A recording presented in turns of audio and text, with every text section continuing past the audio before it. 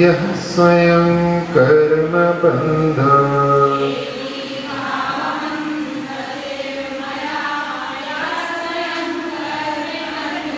घोरं दुःखं भवगतो दुर्निवारः करोति।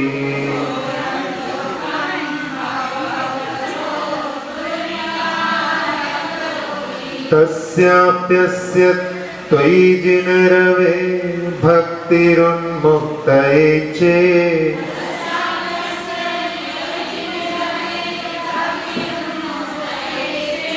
जेतुं शक्यो भवति न तया को परस्तापहेतुः।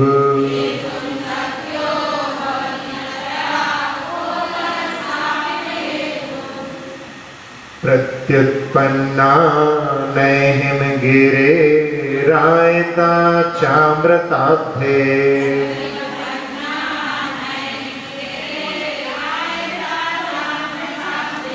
या देवत्वत्पदकमलयोः संगता भक्तिगंगा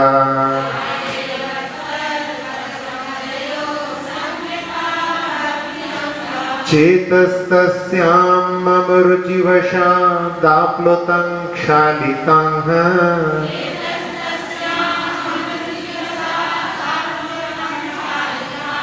कल्मासं यत् भवति किमियं देवसन्देह भूमिः।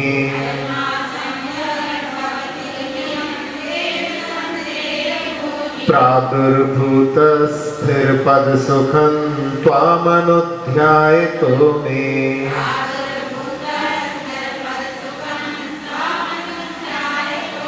त्वय्येवाहं सयति मतिरुत्पद्यते निर्विकल्पा।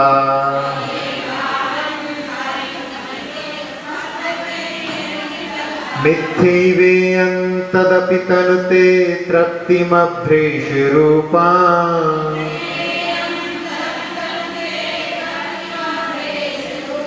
दोषात्मानोऽप्यभिमत्फलास्तत्प्रसादात् भवन्ति।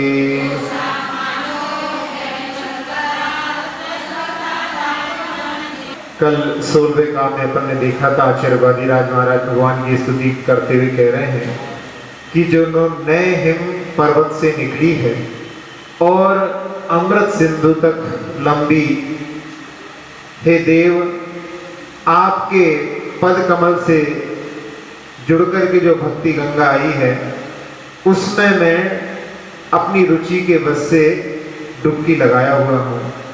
और इसमें कौन से संदेह की बात कि यदि सारा पाप रूपी कलमस धुल गया है। 17वें काम में कि भगवान आपने स्थिर सुख, स्थिर जो है सुख वाले पद को प्राप्त किया है। आपका मैं बार बार ध्यान करता हूं तो आप जैसे हैं वैसा ही मैं हूं, ऐसी निर्विकल्प भेद रहित ऐसी बुद्धि उत्पन्न होती है। हे भगवान मैं जानता हूं कि ये मिथ्या ही है, कहां आप और कहां मैं, लेकिन फिर भी ये एक ऐसी तृप्ति को कि जो कि निश्चल है उसको विस्तृत करती है। और आपके प्रसाद से संसार में कर्मों से पीड़ित दोषी व्यक्ति भी यदि अभिमत फल को प्राप्त कर लेता है तो ये आपका ही प्रसाद है। इस प्रकार से 17वें काव्य की स्थिति अपन ने देखी थी। अब 18वें काव्य से प्रारंभ करते हैं। मिथ्यावादम मलमपनुदन सप्तभंगी तरंगैर। तरंगैर राकी लाइन नीचे है। तरंगैर मिथ्यावादम मलमपनुदन सप्तभंगी तरंगैर वागम्बोधिर्भुवनमखिलं देव पर्येति यस्ते।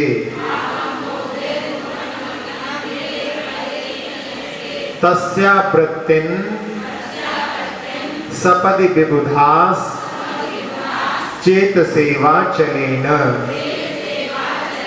तस्या वृत्तिं सपदि विबुधास चेतसेवा चलेन। व्यातन्वन्तः शुचिर्ममृता सेवया प्रप्नुवन्ति। व्यातन्वन्तः शुचिर्ममृता सेवया प्रप्नुवन्ति। हाँ, यहाँ पे देखिए, अब ये इसमें वंता और ममृता, इसमें कोई अंतर नहीं कर रहे हैं आप लोग, ऐसा नहीं। यहाँ पे जो है तावे हलंत लगा हुआ है पहले में, तो बंत है। अब बंता बोलेंगे तो बंता है और बंता में बहुत अंतर है। तो उसमें जहाँ पर विसर्ग है वहां पर उसको विसर्ग जैसा उच्चारण करें। मिथ्यावादम मलमपनुदन सप्तभंगी तरंगैर।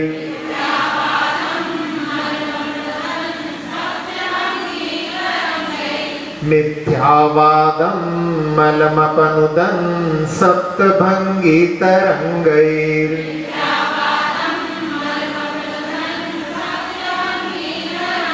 वागम्बोधिर्भुवनमखिलं देवपर्येति यस्ते।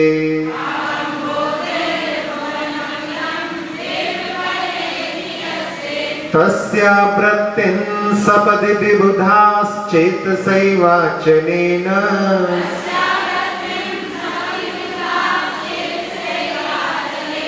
व्यातन्वन्तः शुचिर्ममृता सेवया प्रप्नुवन्ति।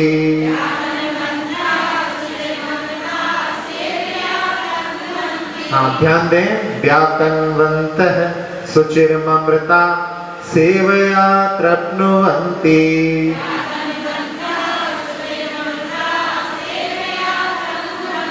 मिथ्यावादं मलमपनुदन सप्तभंगी तरंगैर।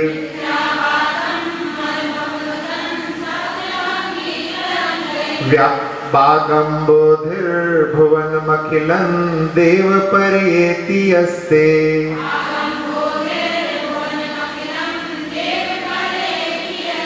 तस्या वृत्तिं सपदि विबुधाश्चैतसैवाचलेन।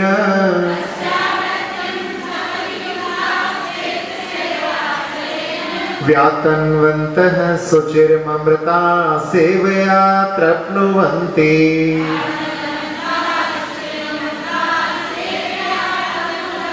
बहुत सारे लोग ध्यान नहीं दे रहे हैं, इसलिए वो व्यातन्वन्ता शुचिर्ममृता ऐसा कर रहे हैं, उसको कोई अंतर नहीं कर रहे। जबकि इसमें विसर्ग है तो व्यातन्वन्तः शुचिर्ममृता सेवया प्रप्नुवन्ति।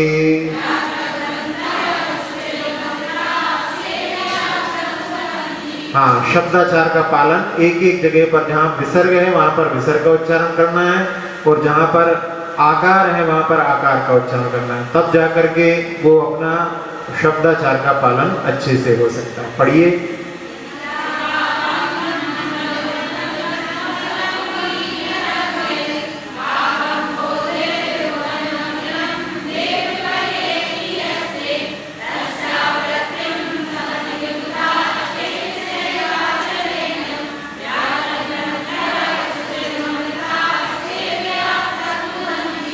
हाँ, इस काव्य में आचार्य महाराज भगवान की स्तुति कर रहे हैं कि मिथ्यावाद के मल को अपनुदन यानी दूर करने वाला, सप्तभंगी तरंगई, सप्तभंग का सिद्धांत है उनकी तरंगों के द्वारा।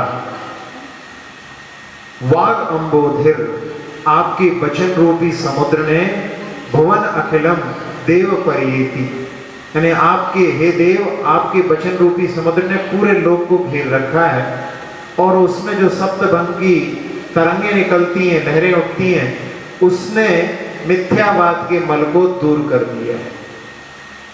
तस्य आवृत्तिम, उसकी आवृत्ति, आवृत्ति यानी उसका आलोड़न, जैसे मथानी से मठे का यानी दूध का दही का आलोड़न करते हैं, उस प्रकार से तस्य आवृत्तिम, सपदि यानी शीघ्रता से, विभुता चेतसा एव अचलेन, अपने मन रूपी पर्वत के माध्यम से उस वचन रूपी समुद्र का जो मंथन करता है शीघ्रता से, व्यातन्वन्ता यानी उस मंथन करने वाला, सुचिर अमृता सेवया तप्नुवन्ति, उसके द्वारा जो अमृत की प्राप्ति होती है उसके सेवन से चिरकाल तक जो है तृप्ति को प्राप्त करता है, यानी मुक्ति को प्राप्त करता है।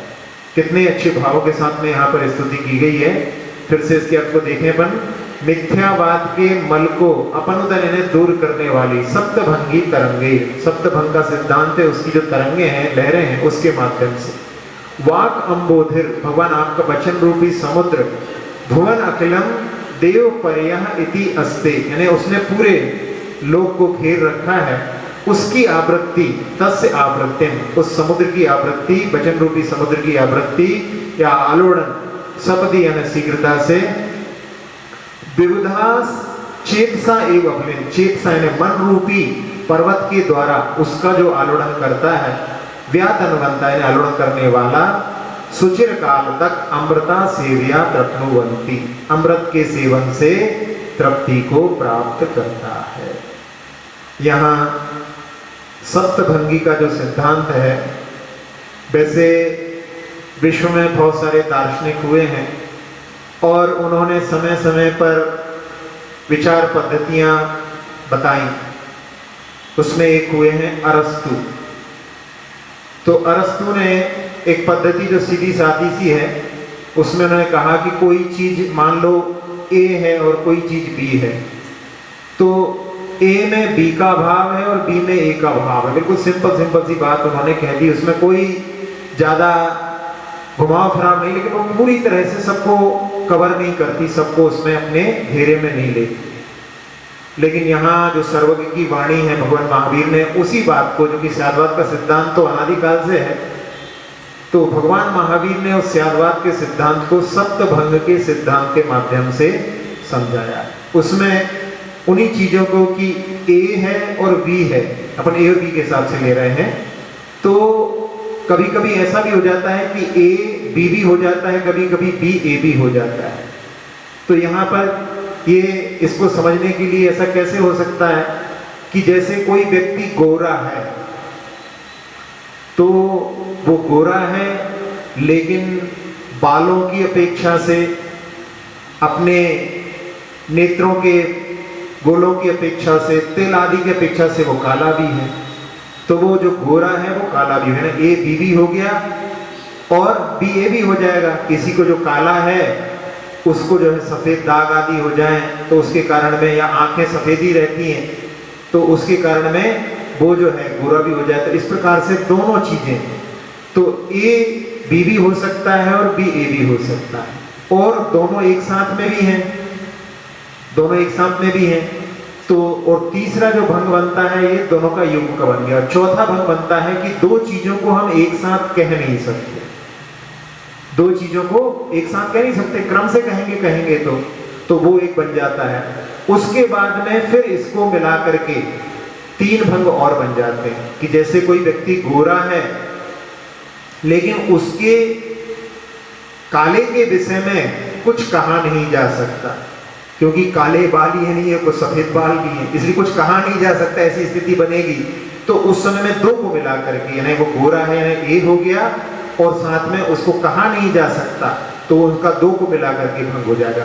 काला है, कुछ कहा नहीं जा सकता, गोरा भी है, काला भी है, लेकिन कुछ कहा नहीं जा सकता, ऐसे करके 7 भंग बनते। इसके माध्यम से पूरा उसका जो क्षेत्र है वो पूरी तरह से उसमें घेरे में, दायरे में आ जाता है। इसमें कोई भी प्रश्न बचता नहीं है, सब कुछ इसमें समा जाते हैं। अभी इस पे एक व्यंग याद आ गया कि दो चीजें, जैसे यहाँ पर कहा कि दो चीजों को एक साथ एक पद कहा नहीं जा सकता। एक बार ऐसा हुआ, पुराना जो कह सकते हैं उसको, कि इंदिरा गांधी और उस समय में राष्ट्रपति ज्ञानी जैल सिंह थे, तो किसी जगह पर पार्टी में गए, वो वहां उनके लिए चाय दी गई, तो सब लोगों ने चाय पी और उसके बाद में इंदिरा गांधी ने अपना कप जो है उल्टा रख दिया। एक और कोई सज्जन भी साथ में थे, उन्होंने जो है चाय पी करके अपना कप सीधा किया।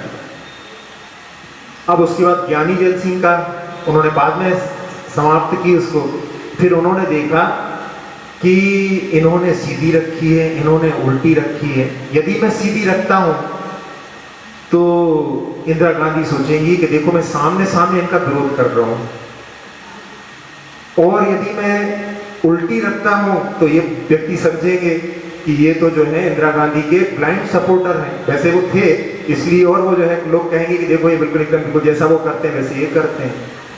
तो उस समय में उन्होंने उस जो है उसको कप को जो है आड़ा रख दिया।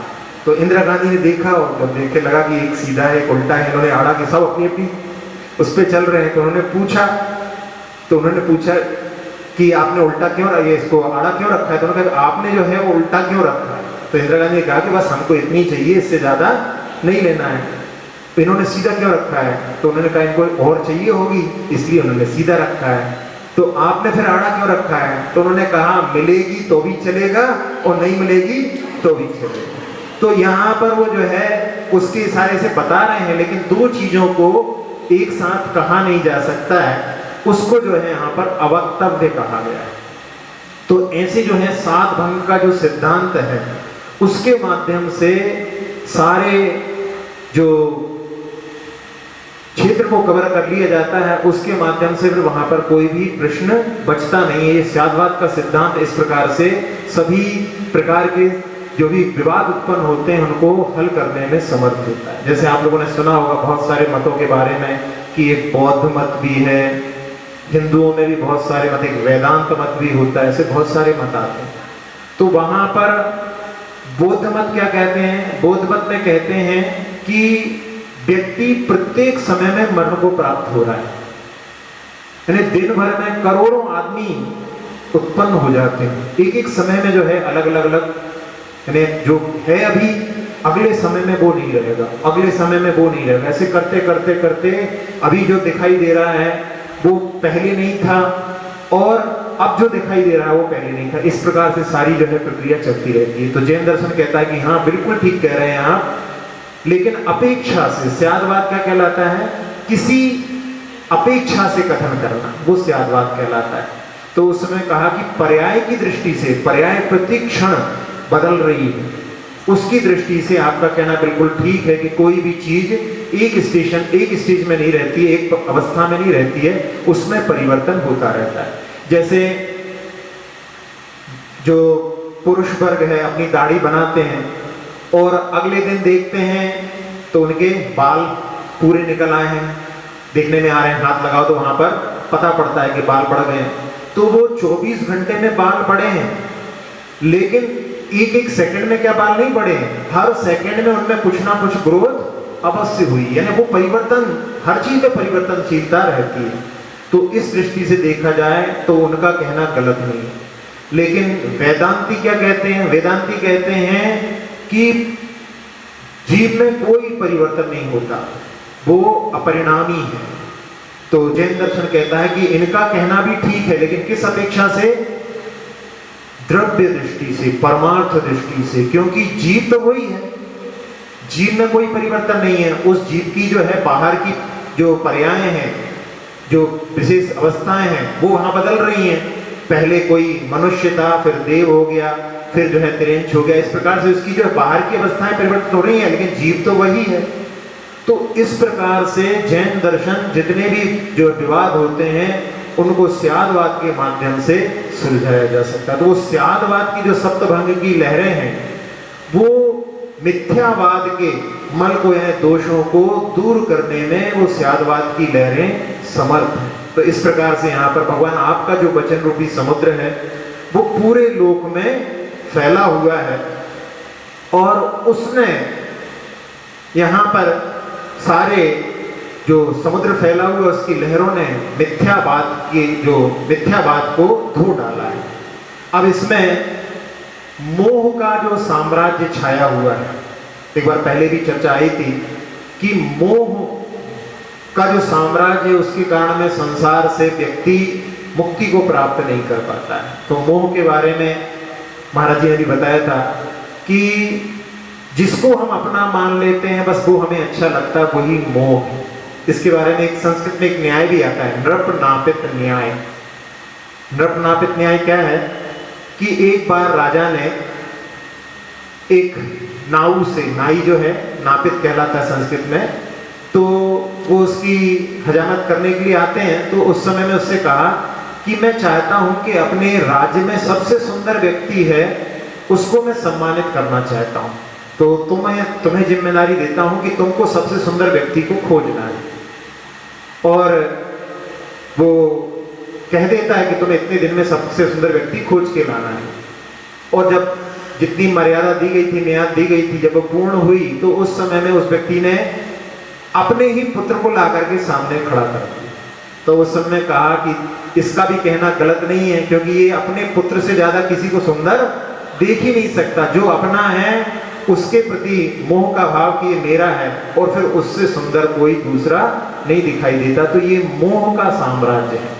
अब इस मोह के साम्राज्य को जिनेंद्र भगवान के समुद्र से अपन किस प्रकार से जीत सकते हैं?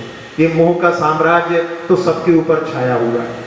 घर में भी कहते हैं कि घर में रह करके भी अपन दर्शन मोह से तो विजय प्राप्त कर सकते हैं। चारित्र मोह पर घर में भले ही थोड़ा आंशिक अणुव्रत आदि लेकर के, यदि वो भी नहीं ले तो घर में भी अपन रहते हुए जो दर्शन मोह है उस पर विजय प्राप्त करने का प्रयास कर सकते हैं। तो उसके लिए क्या है, घर में भी किस प्रकार से मोह होता है, जैसे उसमें कहते हैं 6 डाला में जलते भिन्न कमल है। घर में रहते हुए भी हम, जैसे कमल जल में रहने के बाद में भी जल से स्पर्शित नहीं होता, ऐसे ही हम घर में रह करके भी सारे कार्यों को करते हुए भी वहां पर हम मोह से रहित रह सकते हैं। तो उसमें कैसा, उसके लिए जो है वस्तु स्वातंत्र, एक बार पहले भी इसके बारे में चर्चा आई थी कि हम सबके प्रति कि सारे लोग हम यहाँ पर एकत्रित हो गए हैं और कुछ समय के लिए हैं, सब लोग अपनी अपनी दिशा में सब लोग चले जाएंगे, कोई भी हमारा नहीं है। इसका मतलब ये कि हम कोई का काम नहीं करें, इसमें नहीं, ड्यूटी तो सब पूरी करना है, लेकिन किसी के प्रति कि ये हमारा है और ये हमारा नहीं। घर में 2-3 बच्चे होते हैं तो माता पिता उनके प्रति भी भेदभाव करने लगते हैं। होता है अक्सर, जब बच्चों से पूछो तो वो वहां पर अपनी जो है बात बता देंगे। कोई कहेगा कि ये जो है हमें पढ़ने के लिए बोलते हैं कि ये बड़ा अच्छा पढ़ता है, छोटा नहीं पढ़ता है, छोटा अच्छा पढ़ता है, बड़ा नहीं पढ़ता है। ऐसा भेदभाव ये मोह की ही परिणति है। जबकि हम घर में ऐसे भी रह सकते हैं कि सबके प्रति समान भाव के साथ है, क्योंकि हम ये दृष्टि मन में रखें कि वस्तु स्वातंत्र है, सब लोग यहाँ पर हम लोग एकत्रित हो गए हैं, वास्तव में हमारा अपने ऊपर अधिकार के अलावा किसी के ऊपर अधिकार नहीं। ऐसी दृष्टि यदि रहे तो घर में रह करके भी वहां पर जो है मोह के ऊपर विजय प्राप्त करने का प्रयास कर सकते हैं। घर में जो बहू आ जाती है और लड़के, उस समय में कई बार ऐसी घटनाएं जो है बाह्य वृत्ति में भी कई बार सुनने के लिए मिल जाती हैं। तो एक जो है विवाह हुए भी महीने भर नहीं हुआ है और लड़का जो है जब भी घर आता है तो उस समय जो है अपनी पत्नी को ही आवाज लगाता है। तो माँ को बड़ा खराब लगता है कि हमने 25 साल तो हत्या सब करा और वो आई और उसका ही नाम लेकर के बुलाता है। दूसरा दो उदाहरण ऐसा भी देखने को मिलता है, वो तो कहता है कि हम तो घर जाते हैं और उस समय में आवाज लगा देते कि थाली लगाओ, जो आ जाए तो लगा दे। तो उसमें जो है माँ को भी बुरा नहीं लगता। और उसमें अक्सर बोलता है कि माँ जो है सबसे पहले आती है और माँ थाली लगाती है और जैसे ही हमारी पत्नी आती है माँ चली जाती है, दोनों संतुष्ट हो जाते हैं। तो यानी किस कुशलता से काम घर में भी किया जा सकता है, ये हम इसके माध्यम से भी समझ सकते हैं।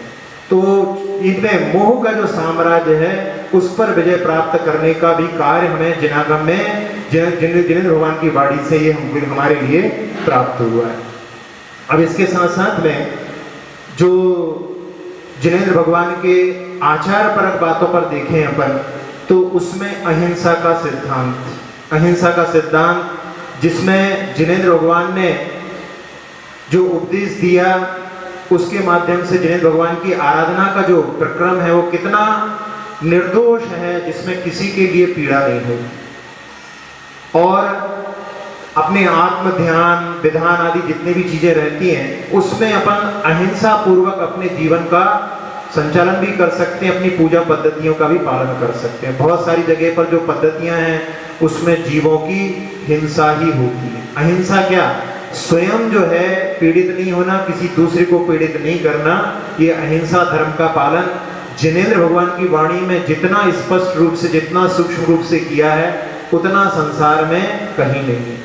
जैसे कहीं पर वो वहां पर अश्वमेध यज्ञ भी होता है, अश्वमेध का, वहां पर घोड़े की हत्या की जाती है, वध किया जाता है। तो उस समय में उसके ऐसे अर्थ को भी लिया जा सकता है कि अपना मन ही एक चंचल घोड़ा है, उसको वश में करना, यही हमारा अश्वमेध यज्ञ है।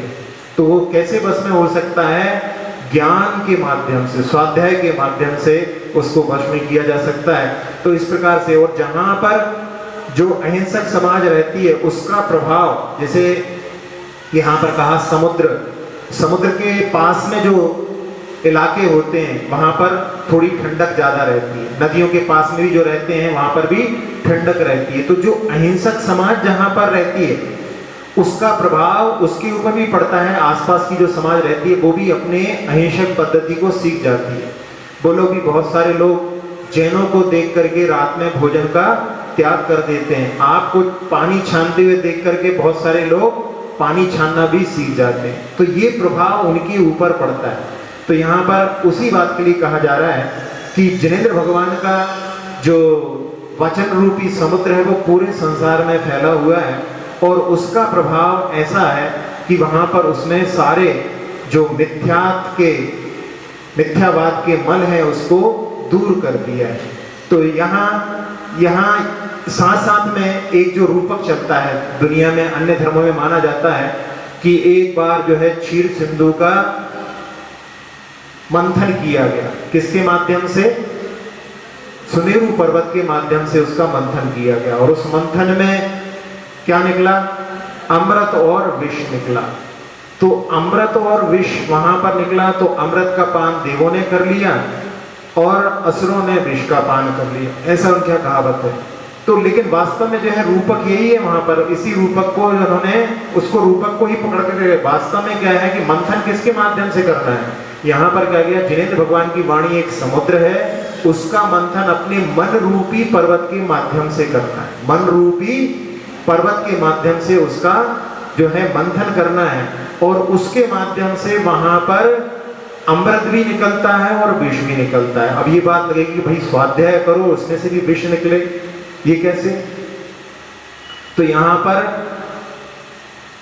जिनेंद्र भगवान की वाणी में जब वर्णन आता है, जैसे कई बार होता है कि प्रथमान योग का वर्णन चलता है, और प्रथमान योग के वर्णन में जहां पर कभी कभी राग रंग का भी वर्णन आता है, तो उसमें लोग जो है निकालने वाले उससे राग रंग भी सीख सकते हैं।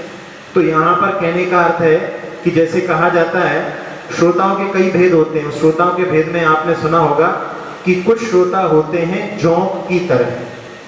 जोंक की तरह क्या है कि जहां पर गाय का जहां पर जो है दुग्ध संग्रह रहता है, उस जगह पर दूध को ना पी करके वो जो है खून का पान करती है। तो इसी प्रकार से उपदेश में कभी कभी जैसे रूपक के रूप में भी जैसे जोक सुनाया था, उस जोक को ही लेके जाए कि महाराज जी तो जोक सुनाते हैं, तो वो उसमें से भी चाहे तो वो कोई व्यक्ति जैसा चाहे वैसा उसको ग्रहण कर सकता है। तो उसमें से विष भी निकाल सकते हैं। और अमृत के लिए कहा तो अमृत तो जिनागम में भरा ही हुआ है, तो इस प्रकार से अमृत का भी जो है पान हो सकता है और विष का पान भी हो सकता है। और साथ साथ में जैसे एक वो है कि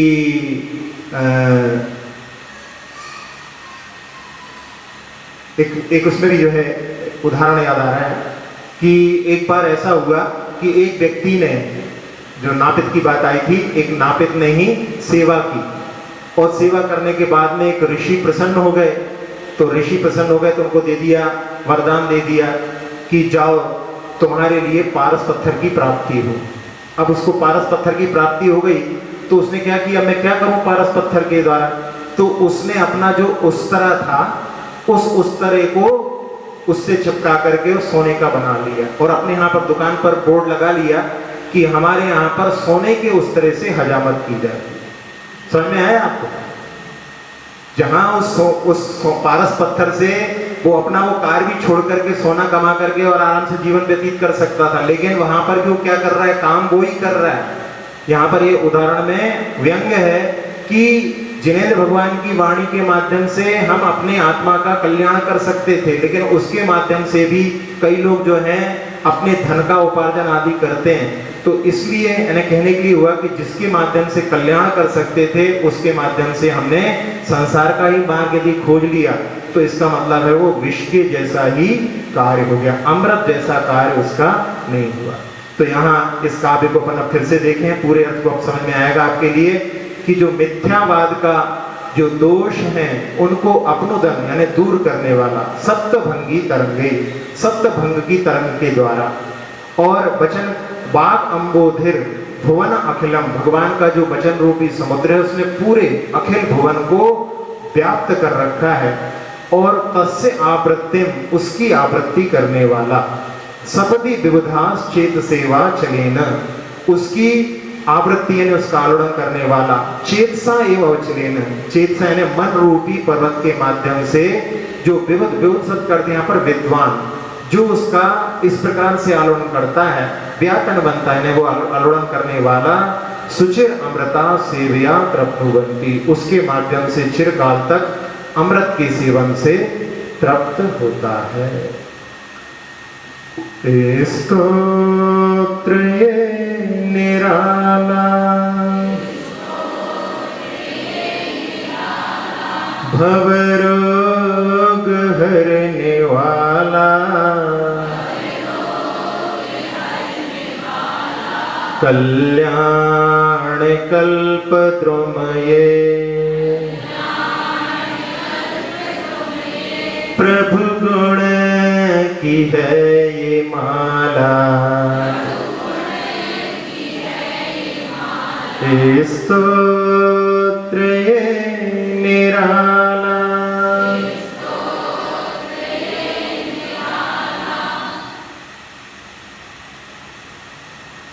नय लहर सप्तभंगी, एकांत मल हटाए, मन मेरु से हो मंथन, जिन वाणी सिंधु पाए, चिरकाल तृप्त ज्ञानी, पीकर पीयूष प्याला, कल्याण कल्पद्रुमये, प्रभु गुण की है ये माला, स्तोत्र निराला।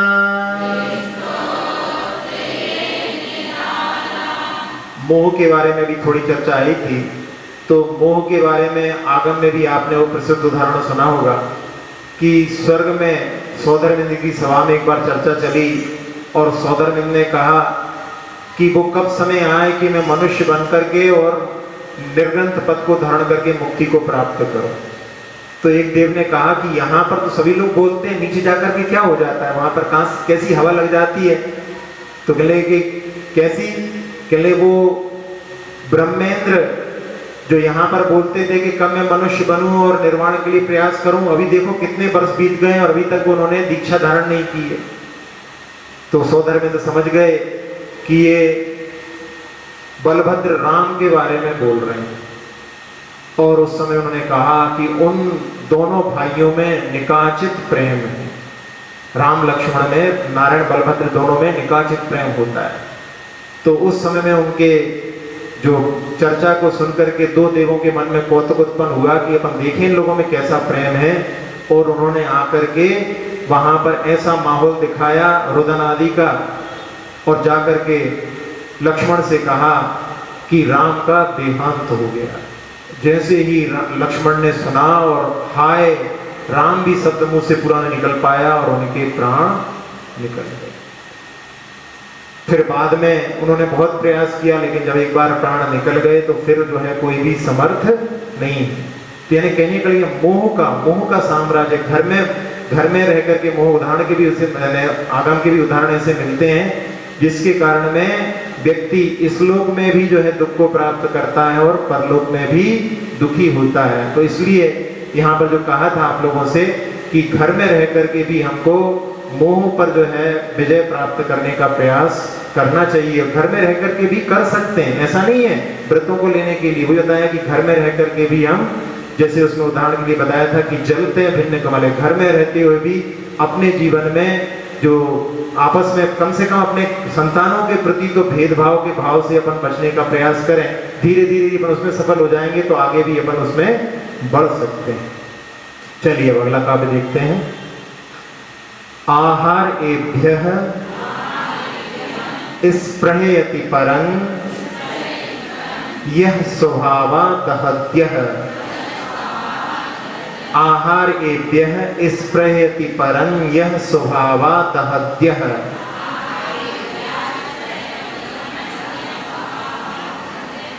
शस्त्रग्राही भवति सततं वैरिणा यश्च शक्यः। शस्त्रग्राही भवति सततं वैरिणा यश्च शक्यः। सर्वांगेषु, हाँ यहाँ पे शु के बाद में क्या है, आगे तारा है, तो उसको ता को आपको उसमें स्वराघात करना है। सर्वांगेषु त्वमसि सुभगस् त्वन्न शक्यः परेषाम्। सर्वांगेषु त्वमसि सुभगस् त्वन्न शक्यः परेषाम्।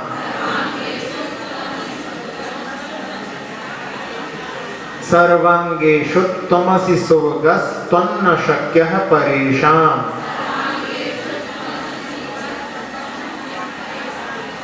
क्या हुआ, बाद में गाड़ी रुक कैसी जाती है, आवाज नहीं आती, थोड़ी शुरू शुरू में आवाज आती है, बाद में तो बिल्कुल कोई दिक्कत है क्या इसमें। सुभगस् त्वन्न शक्यः परेषाम्। सर्वांगेषु त्वमसि सुभगस् त्वन्न शक्यः परेषाम्। तत्किं भूषा वसन कुसुमै किंच शस्त्रैरुदस्त्रै। तत्किं भूषा वसन कुसुमै किंच शस्त्रैरुदस्त्रै।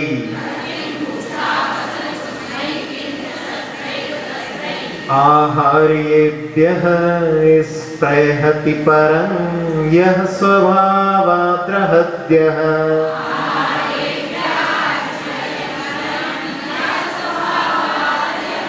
आहार्येभ्यः स्पृहयति परं यः स्वभावादहत्यः।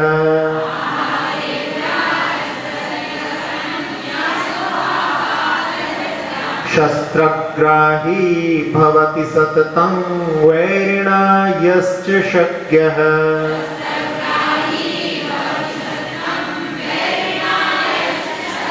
सर्वांगेषु त्वमसि सुभगस् त्वन्न शक्यः परेषाम्।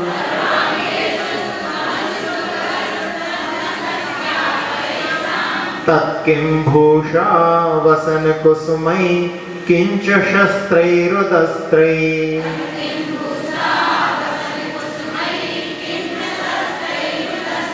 आहार्येभ्यः स्पृहयति परं यः स्वभावादहत्यः।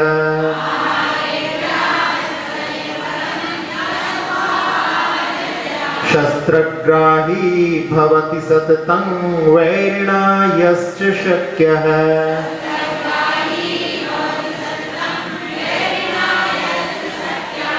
सर्वांगेषु त्वमसि सुभगस् त्वन्न शक्यः परेषाम्।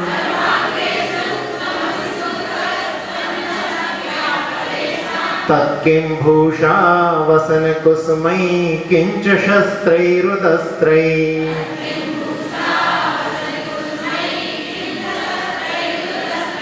पढ़िए।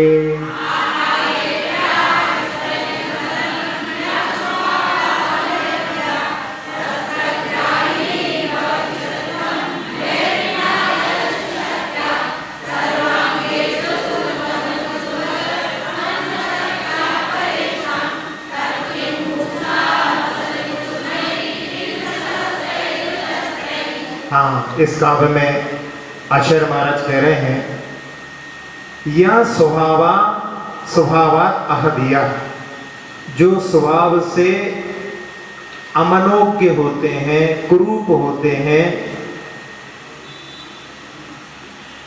वो लोग आहार्यभ्यः स्पृहति, यानी आभूषण से अपने आप को सजाने की इच्छा रखते।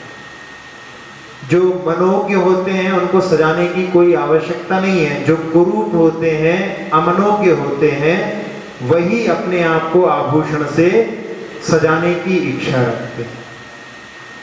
शस्त्रग्राही भवति सत्यम वैरिणा यश्च शक्यः, और शस्त्रों को ग्रहण कौन करते हैं? जिनको शत्रुओं से डर रहता है, शत्रुओं को डराना चाहते हैं, शत्रुओं से डरते हैं, वही लोग शस्त्र को ग्रहण करते हैं। एक होते हैं अस्त्र और एक होते हैं शस्त्र। क्या अंतर होता है इसमें? बोलते हैं अस्त्र शस्त्र। हाँ, अस्त्र जो होता है असु प्रक्षेपणे के अर्थ में आता है, जो फेंके जाते हैं, भाला आदि फेंक करके यदि उस पर वार किया जाता, तलवार आदि को फेंका नहीं जाता, हाथ में लेकर के लड़ा जाता है, तो वो शस्त्र कहलाता है। तो शस्त्र को कौन ग्रहण करता है? जिसको शत्रु से डर हो या शत्रु को डराने वाला हो, वही जो है शस्त्रों को ग्रहण करता है। सर्वांगेषु त्वमसि सुभगस्, भगवान से कह रहे हैं कि भगवान आप सर्वांग से सुंदर हो। तन्न शक्यः परेशान, और आपको किसी से भय भी नहीं है, पूरे संसार में किसी से भय भी नहीं है।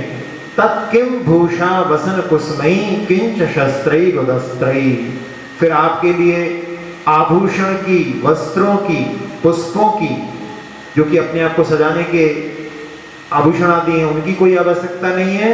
और किंच शस्त्रई रुदस्त्रई, यानी तीक्ष्ण शस्त्रों की भी कोई आवश्यकता नहीं। भगवान का जो स्वरूप है उसमें दिगंबर स्वरूप है, उसके लिए कहा जा रहा है कि जो भी अपने आप को सजाने की इच्छा रखते हैं वही आभूषण आदि को ग्रहण करते हैं, और शस्त्रों को भी वही ग्रहण करते हैं जिनको किसी से भय रहता है, किसी को डराना चाहते हैं। जैसे विवाह में होता है कि दूल्हे को सबसे अलग दिखाना है, इसलिए उस दूल्हे का जो है अलग बिल्कुल साफा और कटार आदि ये सब चीजें जो है बिल्कुल एकदम ऐसे उसको मेकअप करेंगे कि सबसे अलग विशिष्ट दिखाई दे। ऐसे ही कई लोगों की धारणा रहती है कि भगवान को भी सबसे अलग दिखाना है, इसलिए उसमें उन्होंने बहुत सारी चीजों को ऐसे ही उसमें जोड़ दिया। वास्तव में भगवान का स्वरूप क्या? भगवान तो ऐसे होते हैं जो कि सबसे अलग जरूर हैं, लेकिन इसका मतलब ये नहीं है कि अलग दिखाने के लिए उनके साथ में बहुत सारी, उनकी आवश्यकता क्या, उस बात को यहाँ पर प्ररूपित किया गया है कि भगवान का जो स्वरूप है वो ऐसा है। जैसे एक दिन ने कथानक सुनाया था आपके लिए कि एक बार एक गुजराती फैमिली, एक बंगाली फैमिली पालीताना में गई थी। याद है किसी को? कि भूल गए, बहुत सारे लोग नहीं बैठ गए। पालीताना में एक बंगाली फैमिली गई थी और वहां पर पालीताना में जो क्षेत्र है वहां पर एक मंदिर केवल दिगंबर है, बाकी सारे मंदिर श्वेतांबर है। तो क्या हुआ था उस समय में, वहां पर पंडित जगनमोहन लाल जी जो बड़े पंडित जी कहलाते थे वहां पर पूजा कर रहे थे, और उस समय में उन्होंने सुना कि वो महिला बोली कि ये भगवान जैसे लग रहे हैं। तो सुनकर के पंडित जी ने कहा कि ये कोई जैन नहीं बोल सकता, ये भगवान जैसे लग रहे हैं। उन्होंने अपनी पूजा को जहां पर रोक सकते थे वहां पर रोक करके और जाकर के उनसे पूछा। पहले तो वो घबराए, भाग रहे थे। उनसे कहा घबराओ नहीं, हमें आपसे कुछ नहीं चाहिए। वो समझ रहे थे कोई पंडा पैसे लेने के लिए आ गया। तो उन्होंने कहा कि आपने ऐसा क्यों कहा कि भगवान जैसे लग रहे हैं? तो उन्होंने कहा अभी हमने बहुत सारी जगह जाकर के देखा और वहां पर आभूषणों से युक्त हैं, वो हमें राजा जैसे लग रहे थे, और भगवान जैसे तो यहाँ पर केवल दिखाई दे रहे हैं। जिसने कभी दिगंबर प्रतिमा के दर्शन नहीं किए उसमें भी उसको भगवत्ता नजर आ जाती है। निकट भव्य जीवी ऐसे भाव हो सकते हैं, क्योंकि वहां पर जितने भी और श्वेतांबर में हजारों मंदिर हैं श्वेतांबर के, और उनके सब जो हैं वहां पर सजे हुए हैं। तो जैसे कि बड़े बड़े जो राजा रहे पहले, उस समय में सिंहासन पर बैठते थे, अस्त्र शस्त्र सुंदर सब मालाएं आदि रहती थी। तो जो स्वयं रागी है उन्होंने उन भगवान को भी रागी बना दिया। वास्तव में तो भगवान का जो वीतराग स्वरूप है उसको देख करके ही वहां पर वीतरागता के भाव प्रकट होते हैं। उसी समय में हमने एक और सुनाया था, गोमटेश्वर बाहुबली भगवान के दर्शन करने के लिए जब JRD टाटा जा रहे थे तो उस समय बहुत सारे लोगों ने कहा कि अरे वहां पे क्या देखोगे, लेकिन वो गए वहां पर, और जो कि मूर्ति पूजने में विश्वास नहीं रखते, लेकिन जब वहां पर पहुंचे तो उनका सिर अपने आप वहां पर भगवान के चरणों में झुक गया और उन्होंने बोला कि ऐसी प्रतिमा मैंने जीवन में कभी दूसरी नहीं देखी। तो ऐसे वीतरागता के स्वरूप का यहाँ पर वर्णन किया गया है। जितने भी अस्त्र शस्त्रों से युक्त हैं वो भगवान नहीं हो सकते। जो स्वयं भयभीत हैं वो दूसरों के लिए निर्भय अभय कैसे प्रदान कर सकते हैं?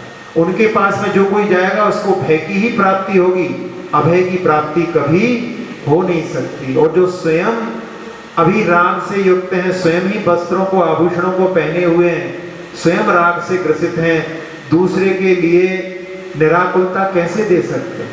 जो आभूषण आदि पहनता है वो निराकुल हो सकता है क्या? डर लगा रहेगा भाई कोई चुरा ना ले, कोई और अच्छी नई क्वालिटी आ नहीं जाए, अच्छी वैरायटी आ नहीं जाए, हमारे पुराने नहीं पड़ जाए।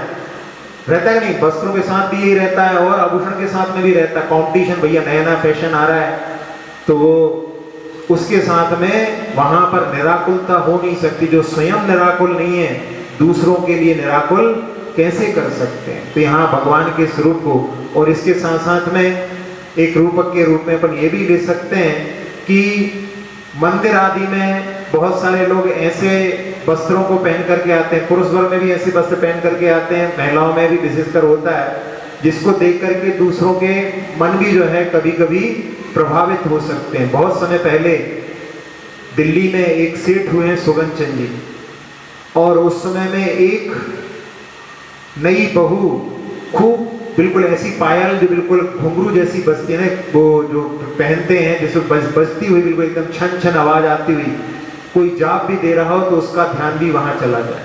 कभी कभी पुरुष वर्ग में ऐसे परफ्यूम लगा करके आते हैं कि आंख बंद में भी समझ में जाता है कई लोगों के, हाँ भाई साहब पदार्थ चुके लगता है। तो ये भी हमारी यानी हम दूसरों को वहां मंदिर में आ रहे हैं आराधना करने के लिए, लेकिन हम दूसरों के ध्यान को यदि अट्रैक्ट कर रहे हैं तो वो हमारी कमी है। तो इसी प्रकार से यहाँ पर उस समय में उसको देख करके उन्होंने सुगंचन सेठ ने कहा कि दूसरे की बहू से कैसे कहा जाए, तो उन्होंने अपनी पत्नी से कहा कि तुम कल इतने समय में देख लिया 2-4 दिन की किस समय में आती है वो, अपनी पत्नी से कह दिया कि बिल्कुल तुम शादी के जैसे तैयार होकर के आना।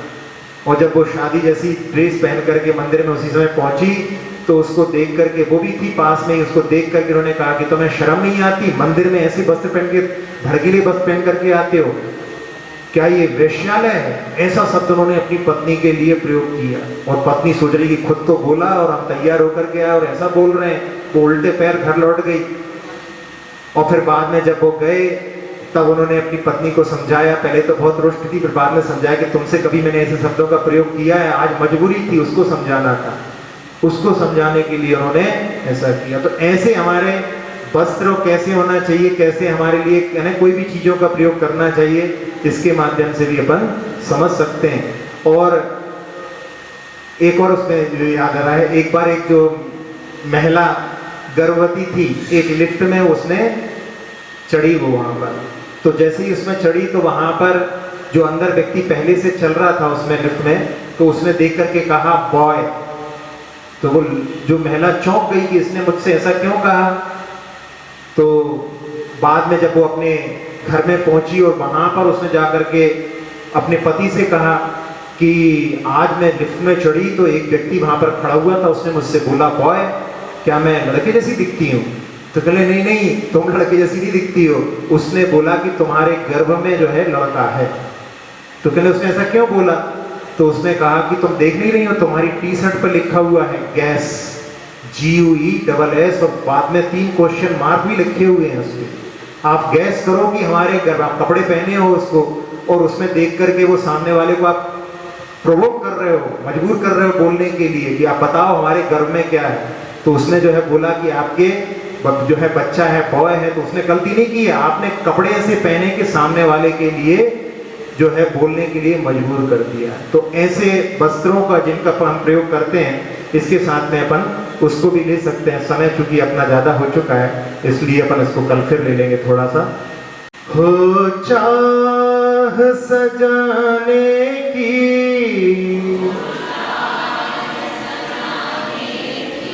जिनका कुरूप तन मन,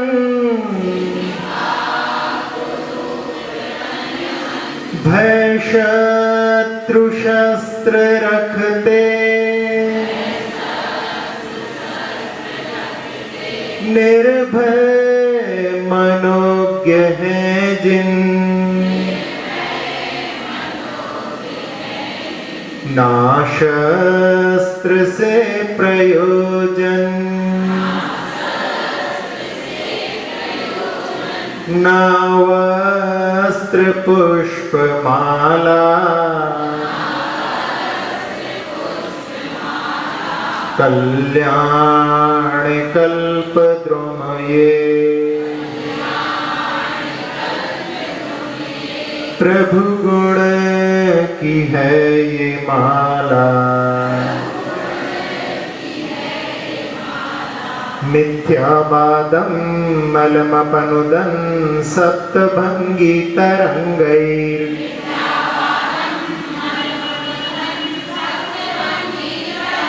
वागम्बोधिर्भुवनमखिलं देवपयेति यस्ते,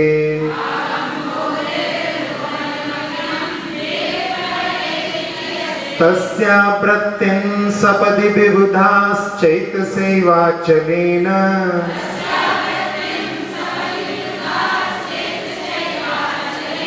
व्यातन्वन्तः सुचिरमृता सेवया तृप्नुवन्ति,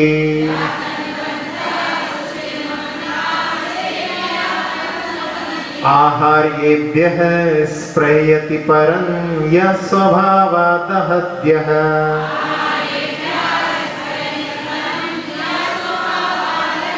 शस्त्रग्राही भवति सततं वैरिणा यश्च शक्यः,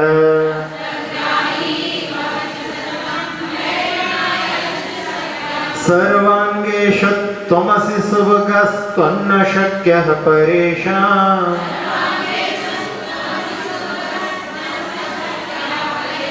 तत्किं भूषा वसन कुसुमै किंच शस्त्रैरुदस्त्रै,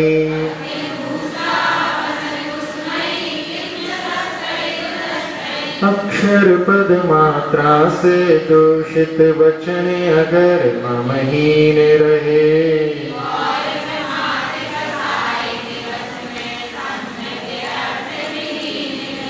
जिन वाणी माता मेरी उन सब त्रुटियों को क्षमा करें,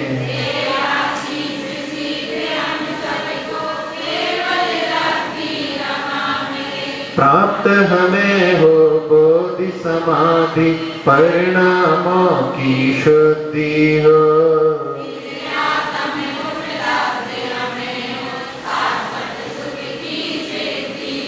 चिंतित वस्तु दात्री माता चिंतामणि उपमा भाति,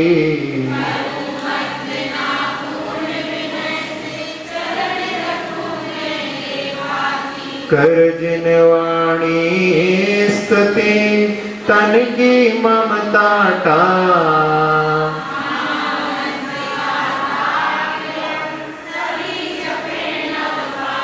सभी जपे नव बार।